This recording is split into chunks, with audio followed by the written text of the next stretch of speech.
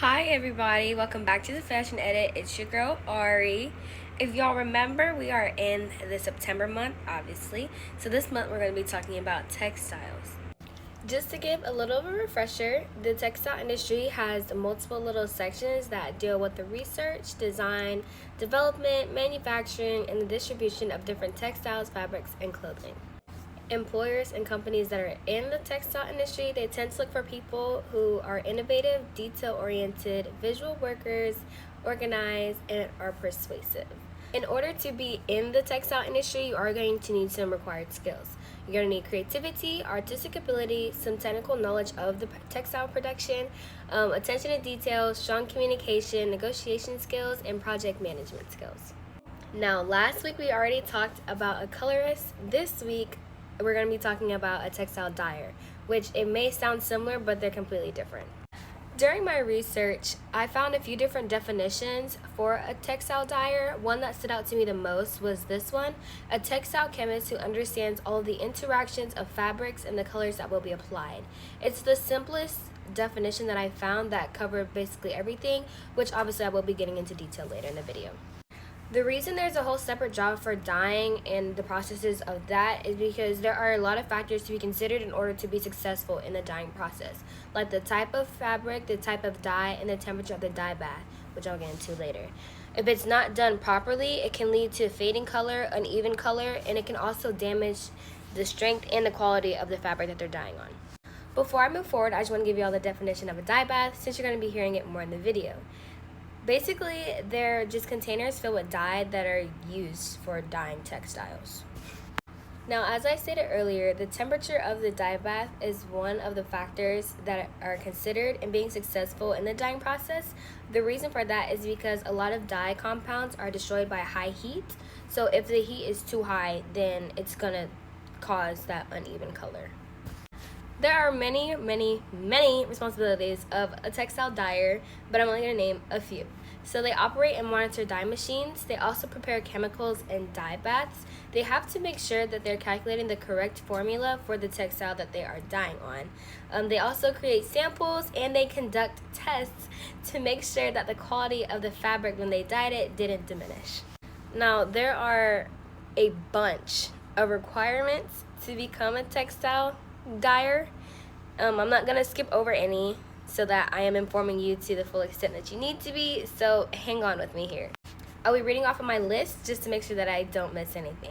So you need to have a high school diploma or equivalent. You need to complete a post-secondary program in textile dyeing, technology, science, or related fields. You need to have experience enough to have a good understanding of the dyeing and finishing processes. You can obtain certificates. They're not needed, but they can help. One of those being the American Association of Textile Chemists and Colorists, Certified Dyer and Finisher. It's a mouthful. You need to have knowledge of color theory and mixing, ability to accurately read and interpret dye recipes. You need to have a good eye for color accuracy and matching, the ability to operate and maintain various types of dyeing machines, working quickly and accurately, while meeting deadlines. You need to be able to problem solve and troubleshoot. You need knowledge of fabric types, their properties, and how they respond to various dyes. You need knowledge of pre and post treating fabrics before and after dyeing. And lastly, you need the ability to track orders and inventory and have strong organizational skills. That was a lot. I apologize. The work environment and conditions of a textile dyer are different than what I previously talked about. Like for a colorist, they work in studios or department stores. No, a dyer works in an actual manufacturing or textile production facility. So it's going to be very, very loud. I've read that the hours are very long, including weekends and holidays. The work is very physically demanding as well. Now, because you are working in a facility, you are going to need to know what safety guidelines you're supposed to follow, because you don't want to be getting hurt on the job unless you want that bag. But also you're going to be exposed to different chemicals and dyes and those toxins of that sort. So you're going to need to be using protective clothing and also use proper ventilation and safety equipment. Now, the tools that you're going to need to be a dyer, you're going to need measuring instruments, dye, obviously, beakers, measuring cups.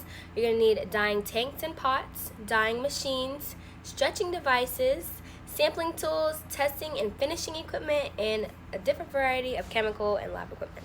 Now, as I just mentioned, please learn the safety precautions and know what you're doing before you try any of this at home.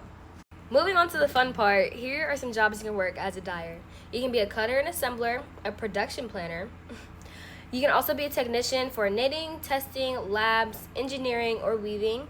You can be a pattern maker, a machine operator, a plant manager, which if you don't know what a plant is, it's like the factory, a dye house worker, a merchandiser, or you can be a finishing supervisor. As for the salary, it is a huge, big range. It can be as low as $21.5 thousand or $192.1 thousand a year. The average is usually around 49.4. I don't know why I'm doing this. Sorry. The different factors in this are going to be the years of experience, skills, the company size, the specific industry, like yes, it's textile, but I mean like, boom, or unfortunately gender. That is going to be it for today's video. I hope I have covered everything for you guys. I will have my sources in this description as I did last time. Please don't be afraid to give me more suggestions and comments. I love y'all. Have fun educating y'all. Have a great, blessed day. Peace.